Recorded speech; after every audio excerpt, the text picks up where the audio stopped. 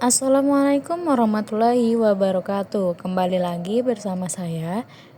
Baik, kali ini saya akan melakukan uji normalitas di SPSS ya.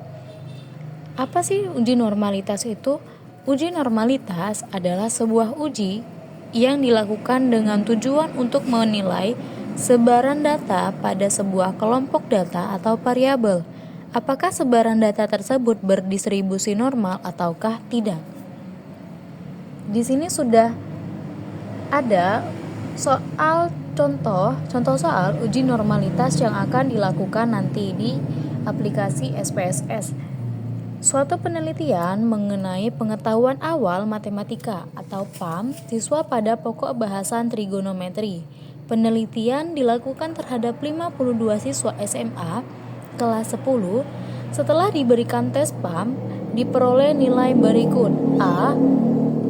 Nilai dan frekuensi. Pada taraf signifikan 5%, ujilah apakah data berdistribusi normal ataukah tidak terhadap 52 siswa. Baik, selanjutnya kita langsung saja membuka SPSS. Di sini ada bagian data view dan variabel view. Kita beralih ke data view. Di sini ada name atau pemberian nama pada data yang akan kita uji normalitaskan. Tadi di sini ada nilai dan frekuensi. Bisa kita di sini lambangkan saja sebagai nilai A itu pada nilai dan B pada nilai frekuensi. Baik, pada name itu kita beri simbol A dan B untuk mewakili nilai dan frekuensi pada data yang sudah ada ini tadi.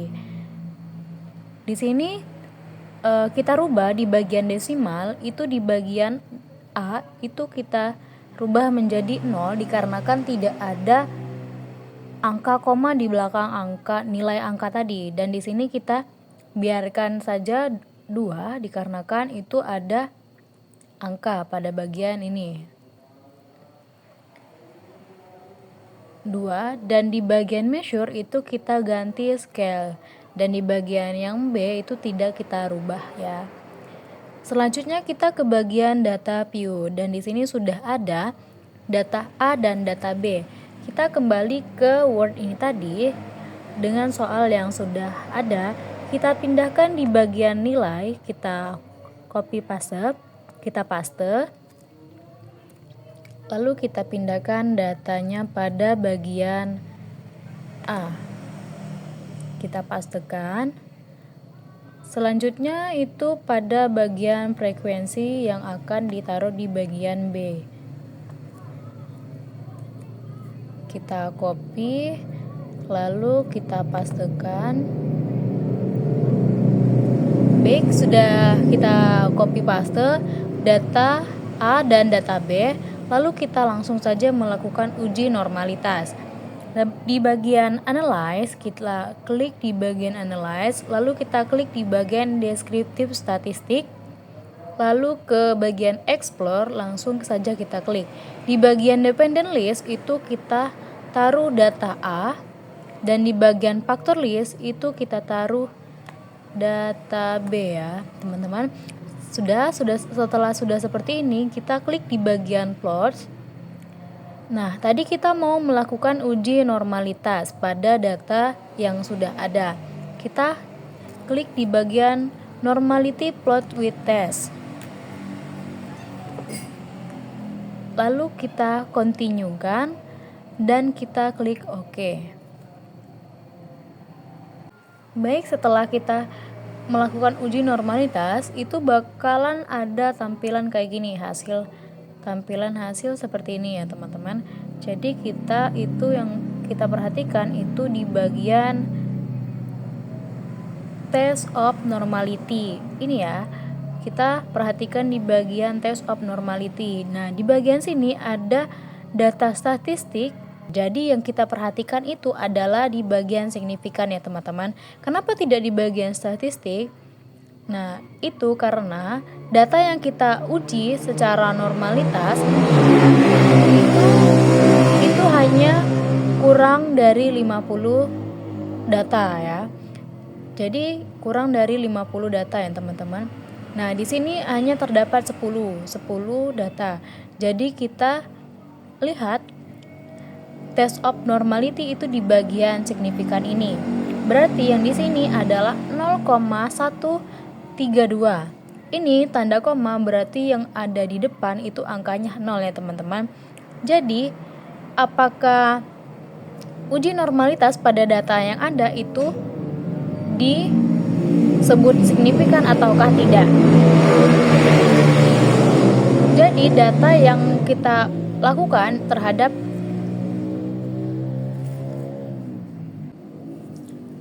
baik, jadi data pada test of normality itu signifikansinya itu 0,132 ya. Jadi itu dikatakan berdistribusi normal karena signifikansinya itu besar dari 0,05. Jadi pada soal yang sudah tertera itu berdistribusi normal ya teman-teman. Baiklah, selanjutnya kita melakukan uji homogenitas. Apa itu uji homogenitas? Uji homogenitas dilakukan untuk mengetahui apakah beberapa varian populasi adalah sama ataukah tidak. Seperti di sini saya sudah mempunyai suatu contoh yang akan kita tes uji homogenitasnya. Suatu penelitian mengenai studi perbandingan penerapan metode inquiry dengan metode discovery terhadap kemampuan generalisasi matematis, sehingga diperoleh data sebagai berikut. Ini adalah satu kelas dengan menggunakan metode inquiry dan metode discovery. Ini uji pertama, metode inquiry itu diberi kelas A1 sampai 10 dan metode discovery itu diberi nama B1 dan sampai 10. Jadi di sini total data yang ada itu ada 20. Baik, langsung saja kita ke bagian SPSS. Di sini di bagian variable view itu kita beri tanda F1 pada bagian siswa dan F2 itu untuk metode yang digunakan. Di desimal ini kita kosongkan dan di F2 itu kita beri nilai 2. Di make sure itu nilainya adalah keterangannya adalah scale dan di bagian ini tidak ada yang kita rubah. Langsung saja kita ke bagian data view. F1 dan ada F2. Kita masukkan data yang sudah ada. Siswa A dan siswa B itu berjumlah 20 orang. Jadi kita masukkan angka 1 sampai 20. Pada bagian F1 itu kita beri angka siswanya ya. Itu ada 20, terhitung ada 20. Nah, setelah itu kita masukkan data nilai pada metode inquiry. Ada 10. Kita copy lalu kita pastekan di bagian F2. Karena ini tadi kita simbolkan saja ya. Seterusnya itu pada bagian metode discovery itu kita copy pastekan juga pada bagian F2 untuk seterusnya ini. Baik, setelah seperti ini data-data nilai sudah dimasukkan pada bagian F1 dan F2, kita langsung saja melakukan uji homogenitas. Kita klik pada bagian analyze, kita cari pada bagian conformance. Di bagian conformance ini kita klik di bagian one way ANOVA. Kita klik, bakal muncul tampilan seperti ini. Di bagian dependent list itu F1 dan di bagian faktor itu ada F2. Kita klik di bagian option. Nah, kita klik di bagian homogeneity. Lalu kita continuekan dan oke. Nah, jadi teman-teman ini sudah muncul hasilnya test of homogeneity of variance. Itu signifikansinya adalah 0,118. Jadi